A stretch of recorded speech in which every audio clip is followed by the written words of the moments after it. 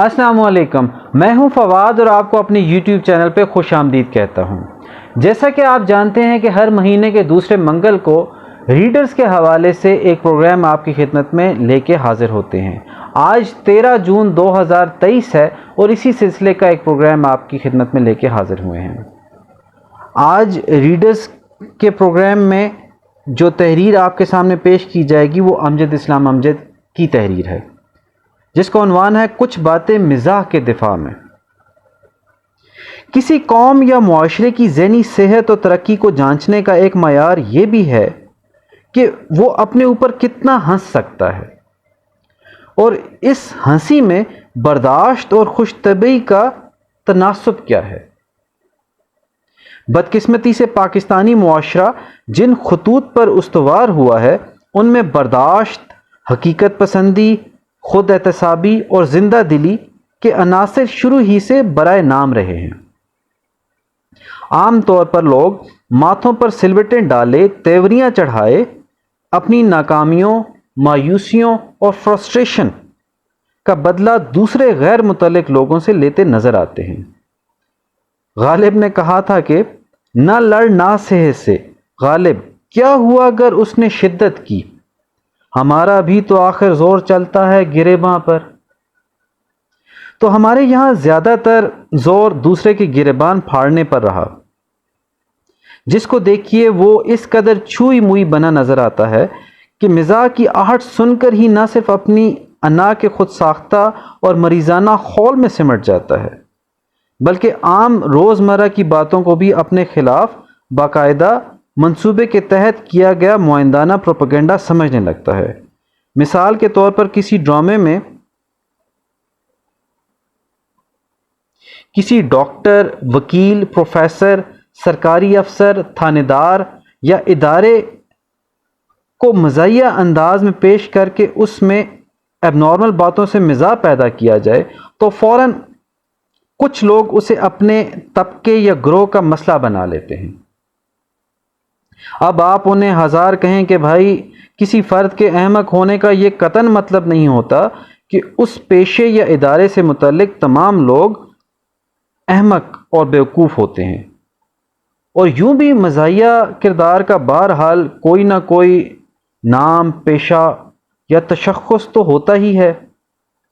अब हम किरदारों की जगह अलिफ, बे, जीम टाइप निशानियां लिखकर मिजाह तो पैदा नहीं कर सकते।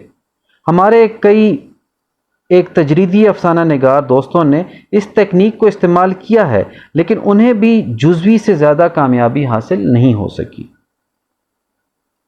सो मुआशरे में दरगुजर और मजाक को मजाक के अंदाज में लेने और देखने के इस फुकदान ने मुझे मजबूर कर दिया कि मैं अपने लिए खामखा की दुश्मनियां और मसाइल पैदा ना करूं और मज़ाहिया ड्रामे लिख लिख कर अदालतों में पेशियां भुगतने से बाज रहूं। अहबाब की तब नाजुक का ये हाल है कि चंद बरस पेशतर मैंने मोहम्मद खालिद अख्तर साहब की बाकी कहानियों की ड्रामाई तश्कील का एक सिलसिला शुरू किया, जो किताबी शक्ल में शाया हो चुकी थी और जिनमें मरकज़ी किरदार चचा अब्दुल बाकी के नाम के साथ साथ अलैग का साबका इस्तेमाल किया गया था। अब जो इन्हें टीवी ड्रामे की शक्ल में पेश किया गया तो अलैग हजरात ने इनफरादी और इज्तिमाई तौर पर मेरे वो लत्ते लिए कि खुदा की पनाह। इसी तरह गुलाम अब्बास मरहूम की मशहूर कहानी कन रस की ड्रामाई तश्कील में एक रक्स के माहिर उस्ताद के किरदार पर हमारे एक बहुत मशहूर रकास ने हत्ता की इज़्ज़त का दावा कर दिया और हमें अदालतों के चक्कर लगवा दिए। खाली खुली धमकियों वाले नोटिस तो खैर मिलते ही रहते हैं। ये सारी राम कहानी आपको सुनाने का एक मकसद ये भी है कि हम सबको इस मसले पर सोचना चाहिए और मुआशरे में मौजूद ऐसे अवामिल की नफ़ी और तरबियत करनी चाहिए ताकि हम एक मुहज़्ज़ब, नॉर्मल और ज़िंदा कौम की तरह दुनिया के साथ कदम से कदम मिलाकर चल सकें। ज़ाती तौर पर मैंने अपने मिज़ाह निगारी के शौक़ को अपने सिलसिलावार ड्रामों में मज़ाहिया किरदार तख्लीक करके पूरा कर लिया है कि सीरियल में बहुत से किरदारों की वजह से ऐसे किरदार इतना शदीद रद्द-ए-अमल पैदा नहीं करते जैसा कि इनफरादी ड्रामों या मुकम्मल मज़ाहिया सीरीज़ के सिलसिले में देखने में आते हैं। خدا کرے وہ دن جلد آئے جب ہم ایک معاشرے کے طور پر اپنے اندر مزاح سے لطف اندوز ہونے کی وہ صلاحیت پیدا کر سکیں جس کے بغیر 21ویں صدی تو کیا کسی بھی صدی میں جینا ممکن نہیں ہے۔ امید ہے آج کی تحریر آپ کو پسند آئی ہوگی۔ اب ہماری ملاقات ہوگی جولائی کے دوسرے منگل کو، تب تک کے لیے اپنا خیال رکھیے، اپنے اندر حس مزاح پیدا کیجیے اور اپنے اوپر ہونے والا مذاق اور تنقید اس کو برداشت کیجیے۔ بہت شکریہ، تب تک کے لیے اللہ حافظ، اپنا خیال رکھیے گا۔